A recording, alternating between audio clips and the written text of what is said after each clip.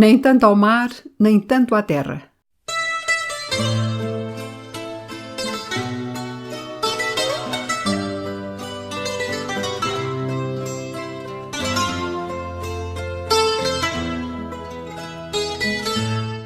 Temas avulsos de história, arte e literatura. Fui um dia até à praia para ver as ondas do mar. Fui um dia até à praia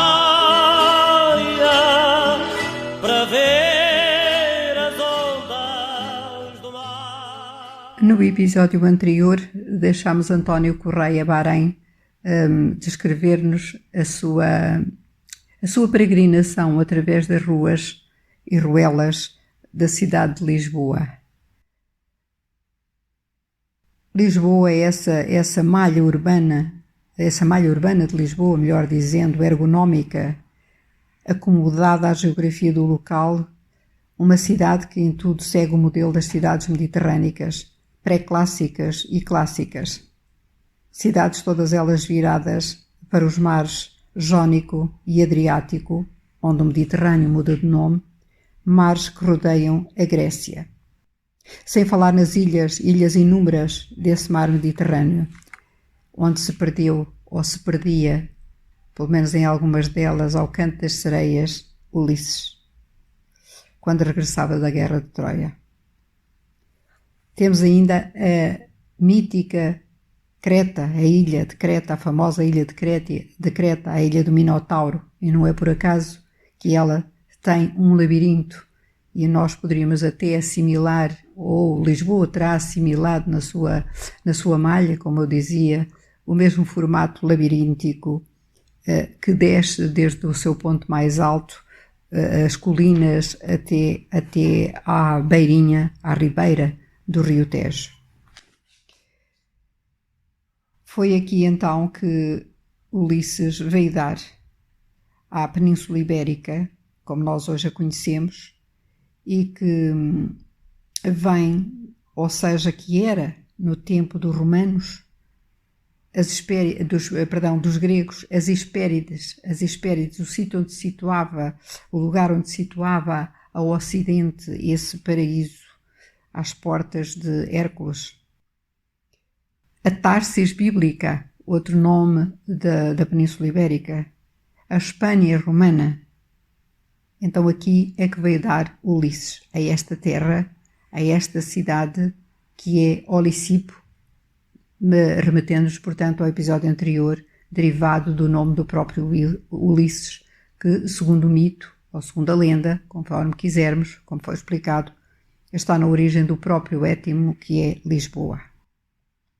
Demos conta disso no episódio então anterior e também conta de como António Correia, Bahrein, na sua infância se entretinha a correr as ruas e ruelas da cidade, redesenhando-a, atravessando os seus bairros mais antigos, onde hoje em dia podemos encontrar ou cruzar-nos com os turistas que vêm de todo o lado visitar-nos.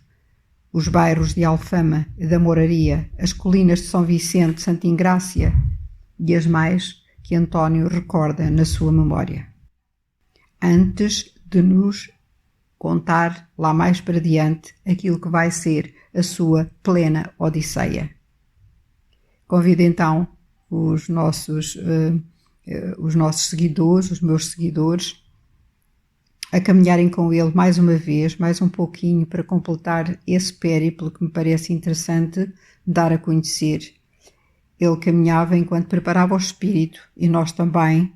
Ele, antes de embarcar nessa sua viagem iniciática, que no fundo é também uma viagem homérica, novamente retomando esse estilo antigo, sem nos prendermos àqueles detalhes, àqueles pormenores que têm a ver com uma história, enfim, mais materialista, mais positivista, mas sim aquilo que seria na sua imaginação, isto é, na recuperação que fazemos da sua memória, tentando recriar toda uma memória, como estava a dizer, que nos vai mostrar como é que alguém subjetivamente pode encarar os factos que não têm que fugir à realidade, mas que ainda assim encerram algo de maravilhoso, de atraente, que faz com que o leitor, e que naquela altura seria o ouvidor, aqueles que escutavam as narrativas, comparando novamente com o que teria feito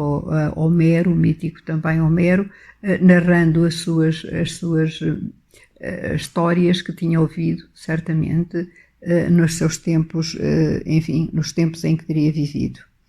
Esta seria então a viagem, que é para aí que nós vamos preparar, ou que ele se preparava, o António Correia, será a sua viagem, essa viagem maravilhosa que aqui ainda não tinha iniciado, mas para a qual se preparava, que é a viagem a caminho das Índias. E porque estava a dizer que António se estava a preparar, digamos, espiritualmente, despedindo-se de Lisboa, mas ao mesmo tempo aspirando aquilo que estava para vir, continuando na sua deambulação, deixava então aqui mais uns trechos da sua memória, e volto a lembrar que esta memória é recriada a partir de informações que eu colhi nas crónicas da época, mas que são recriação minha, o texto é meu. Vou então deixar um pouco desta leitura antes de ele iniciar finalmente essa viagem. Creio, no entanto, que não ficará por aqui. Pararei para também não cansar o ouvinte e depois retomaremos lá mais à frente aquilo que eu queria concluir sobre a descrição de Lisboa no século XVI, vista por os olhos e contados pela narração, ou pela narrativa, melhor dizendo, de António Correia, a quem eu emprestei a voz. De tudo isto se alimentava o meu ser, buscando seguir rotas do mar-oceano em terra, e o trabalho dos mestres de arte de construir naus, as quais saíam prontas das suas mãos para correr estranhas latitudes, como quem mergulha num sonho anónimo desses que morrem dentro de nós, depois de terem sido luz e som quando os dormimos. Assim, eu conhecia de cor todas as entradas da cidade e os caminhos que a atravessam e me despejavam como intruso na ribeira dela. A Porta da Cruz era muito familiar e por ela entrava o povo que do oriente da urbe vinha desembocar debaixo da sua arcaria, fidalgos, artesãos, negociantes e camponeses, cada qual entregue ao labor do seu ofício, que na meninez eu intuía como empreitadas de um mesmo desígnio. Era a Porta da Cruz, o limite da azáfama intranquila dos barcos de carreira, artérias vivas que num cais de partidas e chegadas ligavam as duas margens e a montante ao escoadoiro do caudaloso rio Tejo.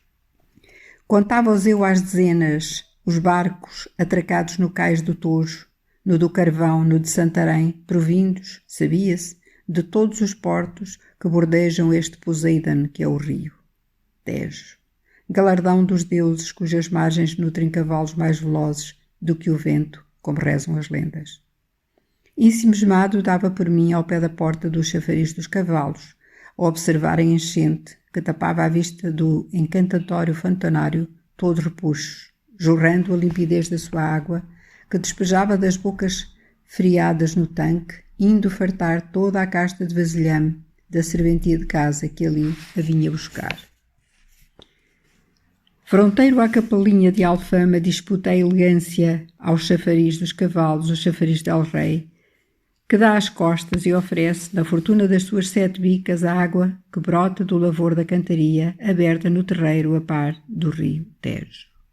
Passando o postigo de Alfama, desaguamos, com propriedade do verbo, no largo do chafariz, mas quando se me dava alongar o passeio, escolhia vir dar ali pela Porta do Sol.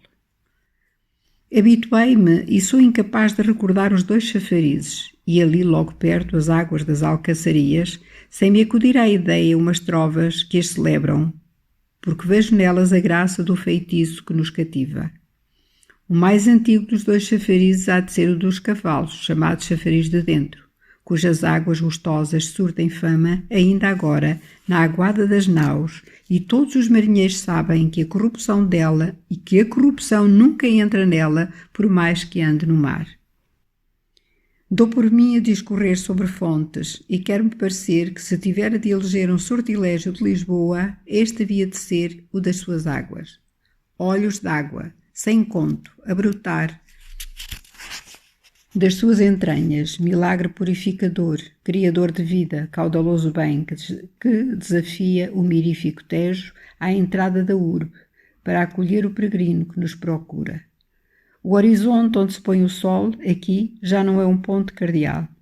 É o apelo que nos incita a rumar em direção ao que se imagina. Que é lá do imenso nos confins do mar-oceano, objeto eterno, que nos persegue no retorno de cada viagem. Não sei se a minha curiosidade foi sendo cada vez mais espicaçada pelo labor dos caboqueiros que via lançar os alicerces da ermida do paraíso, oferta de um cavaleiro de Santiago a Nossa Senhora que a fez recolocar no ermo de Extramuros, a oriente da Porta da Cruz, antes de chegar a Santa Clara. Aquele nome paraíso cala fundo na utopia em que mergulho, enredado na insatisfação da resposta que dou à minha busca. Mas porquê do paraíso? Paraíso, aquele ribeirinho à orla marítima do Tejo, no limite oriental da cidade, terreno onde a rainha Dona Leonor mandou pagar à Madre de Deus a penitência de uma sua promessa na forma do magnífico mosteiro que contrapõe ao de Santa Maria de Belém, erguido ao ocidente, a mandado de seu irmão, El Rei Venturoso. Prometo então voltar à leitura, espero não cansar, mas já agora tenho também terminar ou dar continuidade a esta minha epopeia, que é a epopeia de António Correia Barém. Até à próxima. Era uma noite formosa, toda cheia de luar. Era uma noite formosa. Um blog de Alice Lázaro. Toda cheia de luar.